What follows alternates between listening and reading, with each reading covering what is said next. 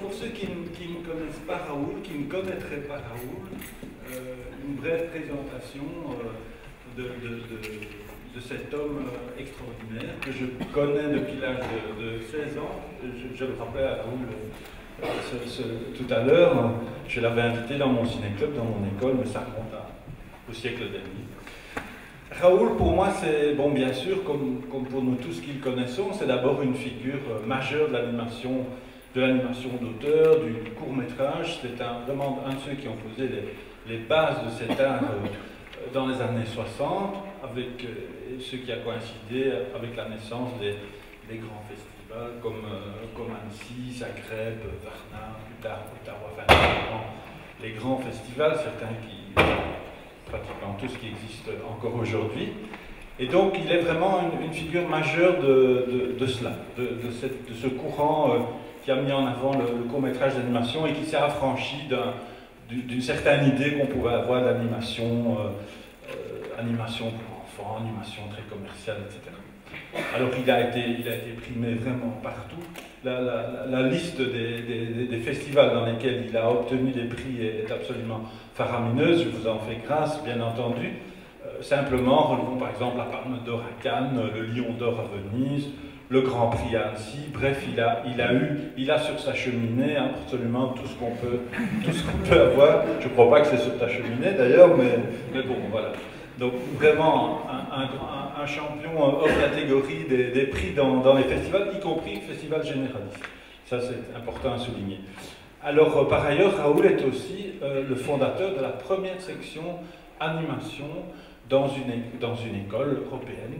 Donc, à l'Académie des Beaux-Arts de Gand, il a créé, dans les années 60, une section animation. Et ça peut vous paraître tout à fait banal, mais en fait, c'était la première, il n'y en avait pas avant. Avant, on ne pouvait pas aller à l'école apprendre l'animation. Il a aussi été, bon, j'énumère, président de l'Association internationale du film d'animation, la CIFA, récemment fait docteur honoris causa de l'Université de Gand, membre de la classe des beaux-arts de notre académie. J'arrête ici parce que je vais faire du tort à sa modestie légendaire. C'est vrai, Raoul, au-delà des honneurs, des palmes et tout ça, c'est une personne que tout le monde adore. C'est vraiment... Enfin, moi, je me souviens, quand j'étais étudiant, que je commençais à m'intéresser à l'animation, c'était quelqu'un de très ouvert, qui accueillait toujours tout le monde et qui a toujours un contact très facile avec tout le monde et dont l'aspect polyglotte, en plus, permet d'étendre ce contact à la planète entière. Hein. C'est vrai, Raoul, tu es quelqu'un qui... Pas la planète, on va dire. Je ne maîtrise pas pour le chinois. Non, d'accord. Enfin, oui, non, c'est vrai. On exclut la Chine pour le moment, mais peut-être que ça changera. Enfin, bref, toujours est-il que Raoul est vraiment une personnalité très attachante, au-delà du côté des réalisateurs prestigieux. C'est quelqu'un que tout le monde adore inviter. Et moi, je l'ai vu chausser ses bottes, les mettre son parka et aller au fin fond des Ardennes pour une rencontre où il y avait 3 spectateurs et demi. Ça ne lui fait pas peur. Le lendemain, il est à Hiroshima, ou à Ottawa, ou à Toronto, ou tout ce que vous voulez. Voilà, ça c'est Raoul Servet. Pour moi qui suis aussi un petit peu un passeur et quelqu'un qui aime faire partager mon plaisir de l'animation, Raoul, c'est un modèle pour ça aussi, parce que c'est quelqu'un qui n'a jamais hésité à aller là où on l'invitait avec beaucoup de je vais dire, de courage, d'abnégation, parfois dans des conditions difficiles. Eh bien, il a toujours promené son bâton de pèlerin un peu partout. Et de la même façon, en tant que réalisateur, c'est un réalisateur relativement rare. Il n'a pas fait tellement de films, finalement, dans sa longue carrière. Mais chacun de ces films, il y a une telle implication de l'individu Raoul Servet dans chacun de ces films qui s'en dégage quelque chose qu'on ne trouve pas dans tous les films, même dans des films primés.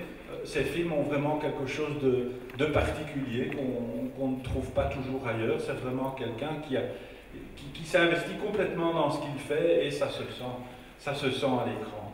Et puis par ailleurs, Raoul, c'est un humaniste, c'est un pacifiste, c'est un homme de conviction qui les a toujours défendus et ça ne lui a pas fait que des amis d'ailleurs. Et donc pour tout ça, moi je suis vraiment ravi ce soir de faire cet échange avec Raoul. Voilà. Alors, on va commencer peut-être en faisant un bond en arrière, un bond dans le temps, aller voir un petit peu comment les choses se sont passées au début. Parce que moi je me pose toujours cette question, comment quelqu'un comme Raoul, qui est dans les années, fin des années 50, on va dire début 60, qui est un professeur d'art plastique, un professeur d'art appliqué à l'Académie de Gand, et dans d'autres écoles, dans le secondaire précédemment, comment est-ce que quelqu'un comme toi, qui vit dans un pays où il n'y a pratiquement pas d'industrie du cinéma, pas d'industrie du cinéma d'animation, ou pratiquement pas, et s'il existe quelque chose, c'est des choses très très commerciales qui n'entrent pas du tout dans le champ qui t'intéresse. Comment est-ce qu'un petit professeur comme ça de secondaire et puis d'académie a-t-il ce coup de foudre pour l'animation et se met-il avec tant d'obstination à réaliser des films, des courts-métrages? Bon, Philippe qui a déjà raconté beaucoup de choses, je n'ai plus beaucoup à ajouter à ce que tu viens de raconter, hein. Mais surtout que, voilà, dans cette salle, il y a surtout des cinéastes, des collègues qui s'y connaissent autant que moi, donc je ne vois pas très bien ce que je pourrais encore ajouter. Mais pour répondre à ta question, comment je suis arrivé à vouloir faire du cinéma d'animation, ben, c'est à cause de mon père. Mon père était un amateur de cinéma. Il filmait lui-même, évidemment en tant qu'amateur, et il avait à l'époque, moi je parle des années 20, il avait un petit projecteur Pathé BU en format 9 mm et demi. Il avait une très grande collection des classiques du cinéma, mais également il avait des dessins animés, entre autres de Félix Le Chat.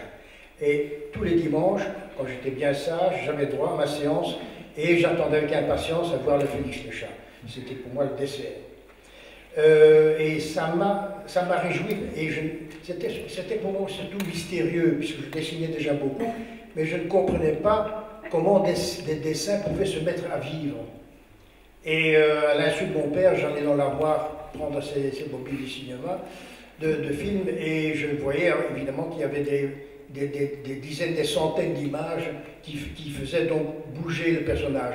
Mais le mystère restait toujours présent. Quand il mettait la bobine de film dans le projecteur, il tournait la manivelle, il n'y avait pas encore de moteur à cette époque-là, les personnages se mettaient à vivre, à bouger. Et c'était ce mystère-là qui m'a tellement intrigué que je me suis dit, ben, plus tard, c'est ça que j'aimerais faire. Ça m'a pris, je dois dire, beaucoup de temps avant que j'aie compris ce qu'était le cinéma d'animation. Figurez-vous que je savais qu'il va faire beaucoup de dessins, forcément, puisque je l'avais vu sur les petits bouts de pellicule de mon père. Donc j'avais dessiné des dizaines et dizaines de dessins que j'avais placés par terre. Je n'avais pas de caméra, mais j'ai emprunté une caméra, et puis j'ai appuyé sur le bouton, et je me suis promené le long des dessins, croyant que j'avais réalisé mon premier film d'animation. Bon, évidemment, grande déception quand je me suis aperçu de ce mouvement panoramique inintéressant au-dessus de ces dessins. Pour vous dire, comme nous étions tout à fait ignorants, et c'est beaucoup plus tard que j'ai compris, mais peut-être faut-il filmer image par image. C'est ridicule alors que maintenant les étudiants dans les écoles, mais c'est une des toutes premières choses qu'ils apprennent, s'ils ne savent pas déjà au préalable.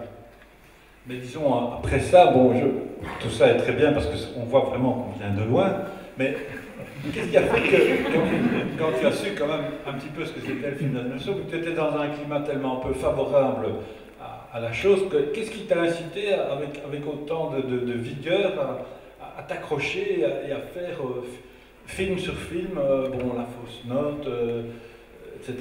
Qu'est-ce qui t'a vraiment poussé à faire ça? Parce que rien ne t'y a incité, ou alors j'ai manqué un épisode. J'étais toujours incité, j'étais toujours mystifié par le cinéma d'animation, oui, et par le dessin animé en particulier. Mais j'avais aussi certaines choses à raconter, que je ne pouvais pas raconter par de la bande dessinée ou par des livres. Il fallait donc que je puisse l'exprimer avec l'image en mouvement. Et c'est alors que j'ai fait mon tout premier dessin animé achevé qui s'appelle Les Lumières du Port, en format 6 mm, 16 mm, et c'est là que j'ai vraiment appris le métier. J'étais évidemment autodidacte forcément, mais là j'ai appris à maîtriser plus ou moins le métier. Et alors en fait, tu me parlais tout à l'heure d'un climat de mystère qui régnait dans les studios. Tu as une ou deux expériences en fait qui montrent que vraiment les curieux n'étaient pas les bienvenus dans les studios à l'époque. Ah non, à l'époque, moi je parle donc des années, des années 50. j'ai essayé de visiter 2 studios de dessins animés, l'un dans la ville d'Anvers et l'autre à Paris. Eh bien, je ne suis pas parvenu plus loin que le bureau du secrétaire. Il était absolument interdit de visiter des studios de dessins animés, et cette espèce de secret était tellement apparent que même les techniciens d'une part et les artistes d'autre part dans ces studios n'avaient pas le droit d'aller visiter leurs amis qui se trouvaient dans un autre département, afin d'éviter que quelqu'un ait une vue générale de la fabrication du dessin animé.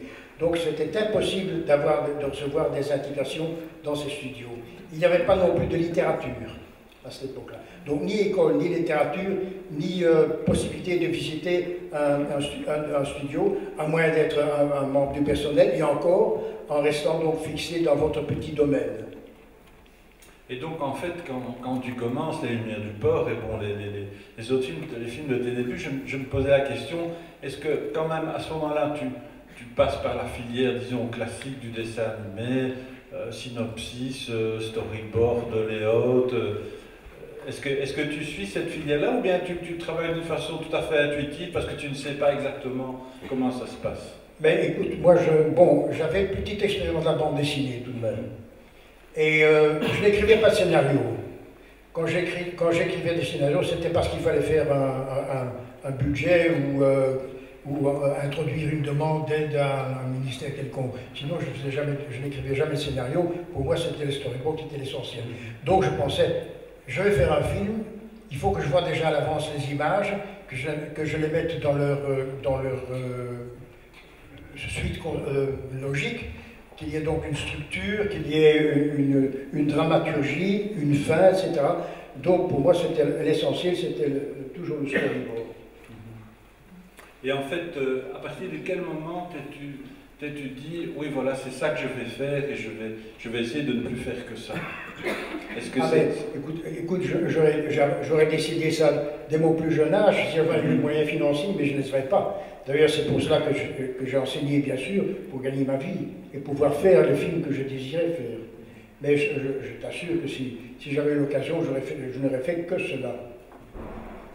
Alors, on va regarder un film, on va regarder 3 films en tout dans cette présentation qu'on a choisi pour leur valeur emblématique. Chacun de ces films est représentatif, je crois, d'une période dans le parcours artistique de Raoul. Et donc le premier film qu'on va regarder ce soir, c'est Chromophobia. Il est très vieux. Hein. Il est très vieux, oui, il date de 65.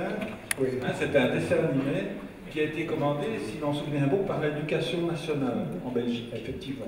Ouais. Alors, comment ça s'est passé? C'est une commande très très précise, avec un cahier des charges rigoureux, ou bien c'est on peut simplement dire voilà. Figure-toi, moi étant un peu, comment dirais-je, un petit provincial, n'ayant aucun contact avec les milieux cinématographiques de Bruxelles, j'avais donc réalisé 2 films qui avaient remporté quelques prix. Et puis le ministère avait entendu que j'avais réalisé cela. Ils m'ont demandé de venir me présenter au ministère pour montrer mes films. Et puis le directeur du service semblait conquis. Il m'a dit voilà, tu peux faire un film. Alors comme c'était un ministère de l'Éducation nationale, je me disais bon, ce sera forcément un film didactique. Et j'espérais effectivement que ce ne serait pas un film éducatif au niveau, par exemple, des mathématiques, pour lequel je suis un idiot complet. Donc, j'ai demandé au directeur du département, mais quel est le sujet que vous désirez que je traite? Et ils m'ont dit, voilà, on vous donne carte blanche, vous faites ce que vous voulez. Alors, pour moi, évidemment, c'était un des plus beaux jours de ma vie. Je pouvais faire un film qui était, je dirais, financé pour plus de 50% et avec un sujet tout à fait libre. Bon, donc... Excusez-moi, la technique n'est pas encore tout à fait au point. Mais...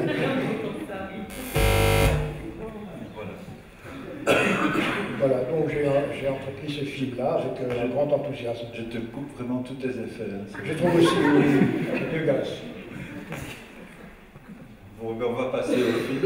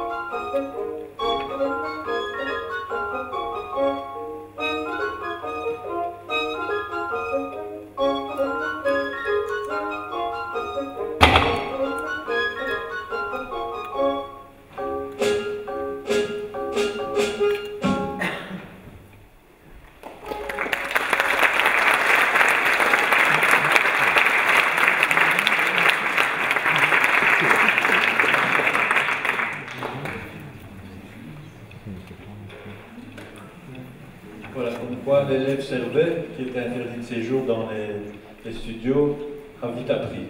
Ce film a eu le Lion d'Or au Festival de Venise, si je me trompe. Le Lion d'Or. Bref. Alors, il y a une chose qui me frappe dans ce film, pas seulement dans celui-là, mais il y a un haut condensé de cette façon de faire ici. C'est ce que j'appellerais la logique de l'animation. Autrement dit, bon, tu parlais de Félix le chat. Félix le chat qui se trouve devant une porte et qui n'arrive pas à l'ouvrir. Elle est fermée à clé, qui se gratte le front et qui a un point d'interrogation qui surgit au-dessus de sa tête, qui prend le point d'interrogation et qui l'ouvre comme ça, avec le point d'interrogation. Cette façon de faire, cette façon de procéder, avec cette espèce de logique graphique, de logique qui est amené par la ligne de cet esprit d'escalier qui fait qu'on passe comme ça d'une situation à une autre, avec chaque fois un gag, appelons ça un gag faute de mieux, mais qui est vraiment basé sur l'univers graphique et sur la ligne.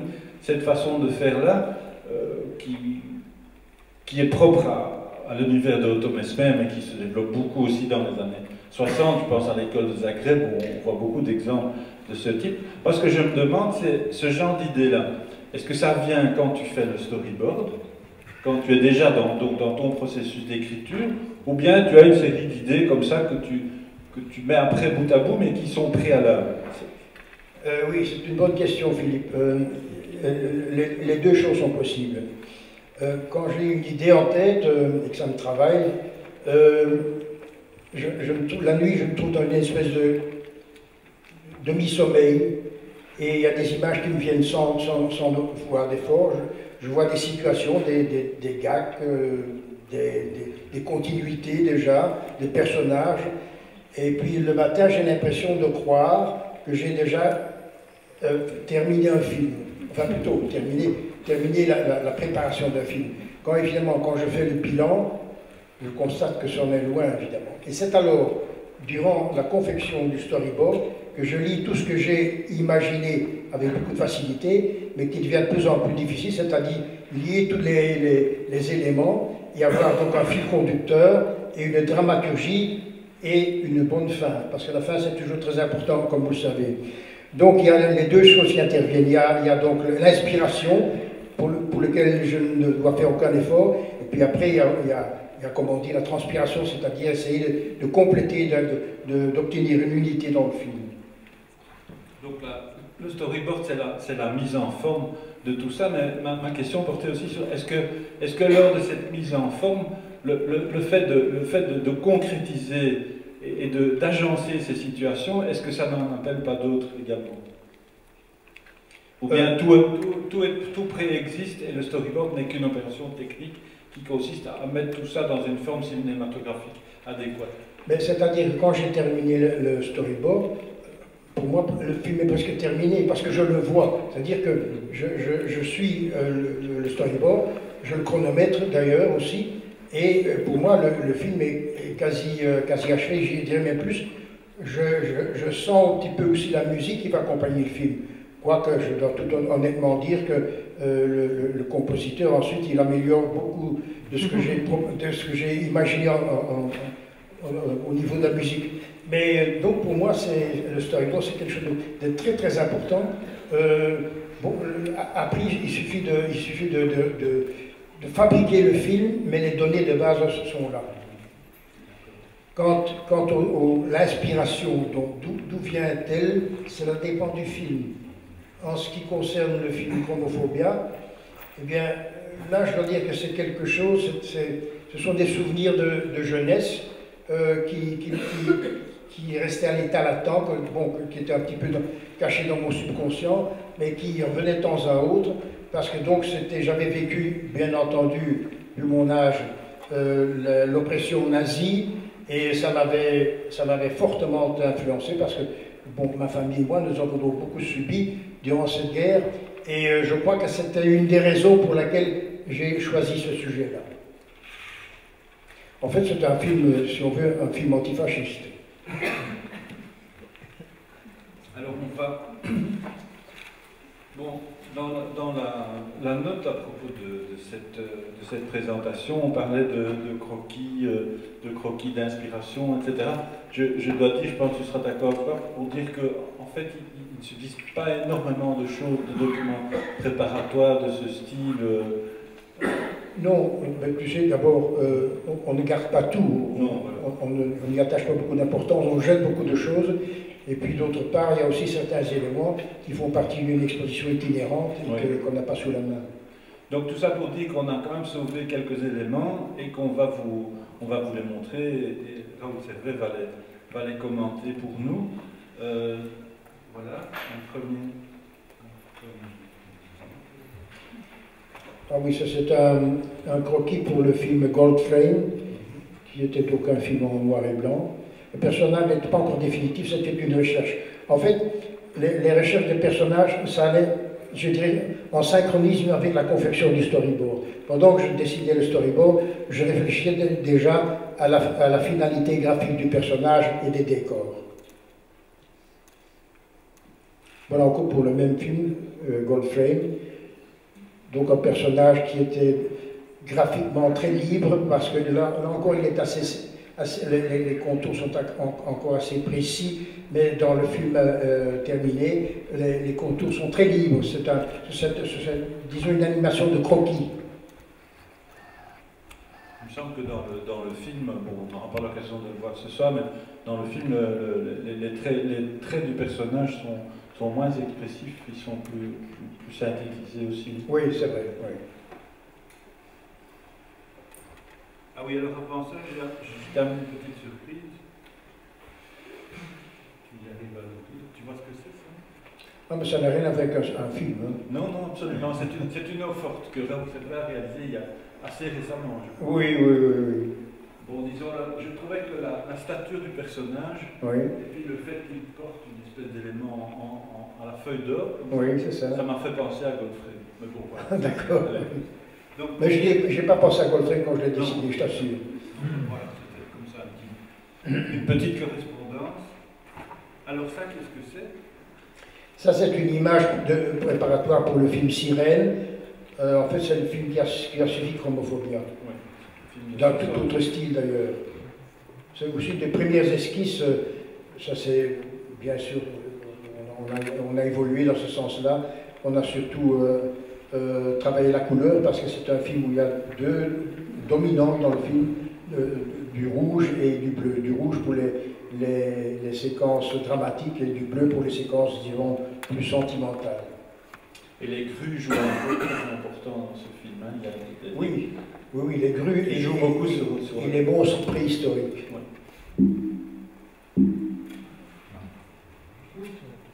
Alors, là je me suis amusé à faire un agrandissement, je trouvais que ça donnait pas mal.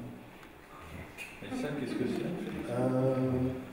Ah oui, ça c'est un extrait, un dessin préparatoire pour le film To Speak or Not to Speak, donc parler ou ne pas parler. C'est comme ça que tu vois les journalistes. Voilà. Bon, ça également, c'est le même film. Ça ressemble un peu au personnage de l'artiste du film Chromophobia également. Oui, je suis un petit peu retourné vers ce style-là. Donc là, nous sommes à la fin des années 60. Et ceci? Ça également, c'est le To Speak or Not to Speak, que j'ai écrit, enfin plutôt quand l'idée m'est venue quand j'étais à San Francisco, parce que j'ai assisté à la naissance du mouvement hippie. Et il y a plusieurs séquences qui se rapportent donc à cette situation de San Francisco. D'accord. Alors, en fait, à partir de Opération X70... 70, on dit en France. Non, on dit Opération X70, ça serait un film belge. À partir de Opération X70, 70, le sous-titre, tu renonces quelque peu à ton propre graphisme, ou en tout cas tu recours à celui d'un autre créateur, qui est le graveur Marc Amp. Oui, un de mes élèves d'ailleurs. Ah, c'est un. Oui, bon, voyez-vous, pour moi l'essentiel, c'est ce que je veux exprimer. Le film, le scénario, parce que le sujet à traiter, pour moi, est le plus important. Et je dirais, en deuxième lieu, vient la forme. Et quand j'estime que le scénario, que le sujet que je veux traiter n'est pas à la portée de mon style, que j'estime que mon style n'est pas suffisamment adéquat à ce que je veux exprimer, je n'ai aucune honte à faire appel à quelqu'un d'autre. Et c'est pour ça que j'ai fait appel à un de mes anciens élèves, dont il était encore mon élève à ce moment-là, qui était un excellent graveur. Et tous les décors du film, ce sont d'ailleurs des eaux fortes originales qui ont été faites pour le film même. Et ce film-là, Opération X70, ça traite d'une guerre qui est inspirée de la guerre du Vietnam. J'ai donc pensé, ou plutôt créé cette idée et ce scénario, ce storyboard, encore une fois, au moment de l'utilisation des armes biologiques et bactériologiques au Vietnam, et c'est ça qui m'a donc inspiré à réaliser ce film. Alors en fait, après tu vas continuer dans cette direction.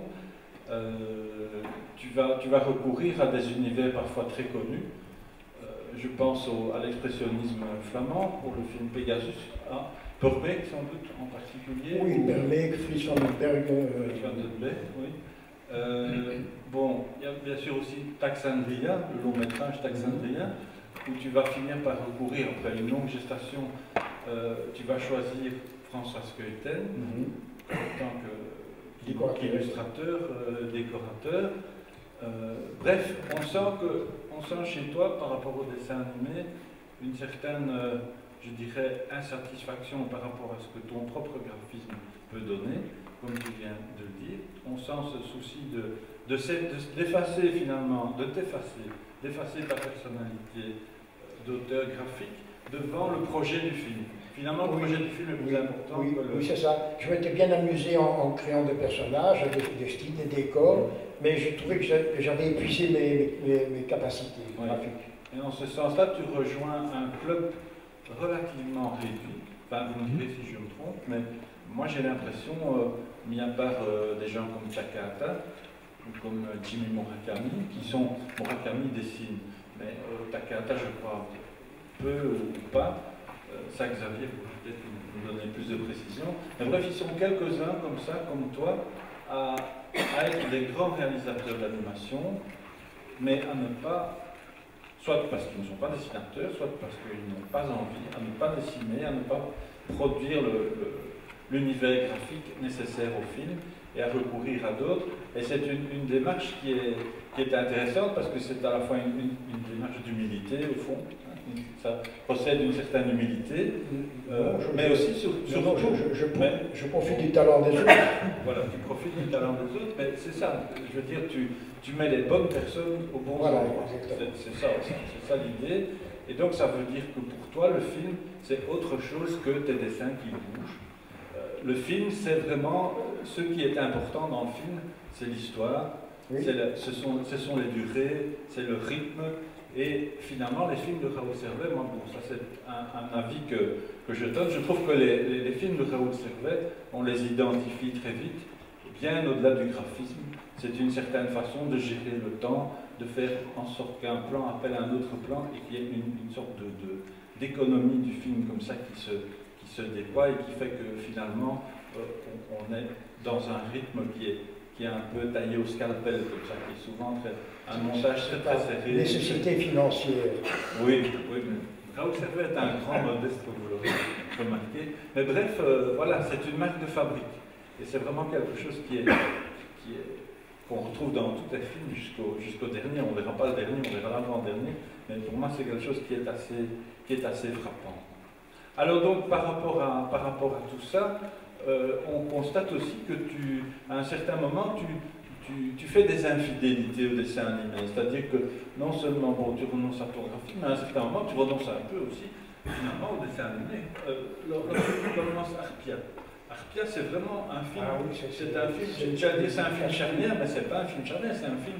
Voilà, il y a vraiment une espèce de fossé entre ce qui a été fait avant et ce qui relève d'Arpia et ce qui va suivre Arpia. Tu peux peut-être nous parler un peu. Ben oui, voilà. Bon, je pensais que je m'étais suffisamment bien amusé en faisant les dessins animés. Et il y avait un cinéma qui m'intriguait très fort. C'était ce cinéma, je dirais, qui se trouve entre deux cinématographies, donc la prise de réel et l'animation. Cette espèce de no man's land entre les deux cinématographies, ça m'intriguait très fort. Bon, j'étais certainement pas le premier à l'avoir fait. Déjà, dans toute l'histoire du cinéma, on a plusieurs exemples. Et entre autres, Walt Disney, bien sûr, qui l'avait utilisé. Et moi, je voulais donc découvrir ce cinéma-là, mais je n'en avais pas les moyens financiers parce que ça coûte très très cher. À l'époque, ça coûtait très cher. Bien sûr, l'ordinateur n'existait pas encore, du moins pas pour le cinéma. Et je me suis rendu au studio Arthur Rank à Londres, où je me suis renseigné sur les prix. J'ai vu quelques exemples qui n'étaient pas mauvais du tout. D'ailleurs, il travaillait surtout pour Hollywood. Et puis, quand on m'a donné les chiffres, les prix, mais c'était quelque chose d'astronomique, c'était tout à fait hors de mes possibilités. C'est pour ça que j'ai, moi, bricolé un outil, bricolé, je dis bien, qui m'a permis plus ou moins d'avoir des effets réussis d'incrustation de personnages réels dans des décors dessinés ou peints ou photographiés. Alors à travers ce film, tu découvres aussi d'une certaine façon la direction d'acteurs. Certains de tes personnages sont des comédiens, sont des personnages réels que tu vas devoir diriger. En fait, j'avais déjà quelques toutes petites expériences dans ma prime jeunesse, quand je ne savais pas encore qu'il fallait filmer image par image. J'avais filmé donc quelques petits films avec quelques acteurs, donc j'avais déjà une première expérience avec des comédiens. Alors moi j'ai l'impression, bon, Arpia c'est vraiment une révolution dans ton parcours artistique. On est vers quelque chose de beaucoup plus mature, de beaucoup plus adulte aussi, de sexué aussi par rapport à ce qu'il y avait avant. On a l'impression que tu sors beaucoup plus ton inconscient, que tu es beaucoup plus dans quelque chose d'introspectif et de quelque chose tu te révèles beaucoup plus, disons. Peut-être, mais enfin bon, moi je le considère comme une parodie du film d'horreur. Oui, mais moi j'ai l'impression, oui c'est vrai, c'est sûrement aussi une parodie du film d'horreur, mais ne te dérobe pas. J'ai vraiment l'impression, bon je sais, bon sans vouloir faire de la psychologie à 2 balles, mais ça correspond quand même à des changements personnels aussi dans ton existence. Mais il y en a beaucoup qui ont prétendu ça. Moi je ne pense pas. Mais j'ai bien été témoin de certains ménages où, par exemple, le partenaire féminin dominait le partenaire masculin et devenait presque, je dirais, oppresseur ou oppresseuse. Écoute, on ne demande pas à un réalisateur d'être l'exégète de ses propres films, donc je ne vais pas aller plus loin dans cette direction-là, mais je pense effectivement qu'il doit quand même y avoir des éléments dans ta biographie qui ont légèrement influencé. Je sens que tu veux devenir un psychiatre. Sur le tard, oui. Très tard. Bien, alors on va voir ce film, Arpia, donc il date de 1979. 1970.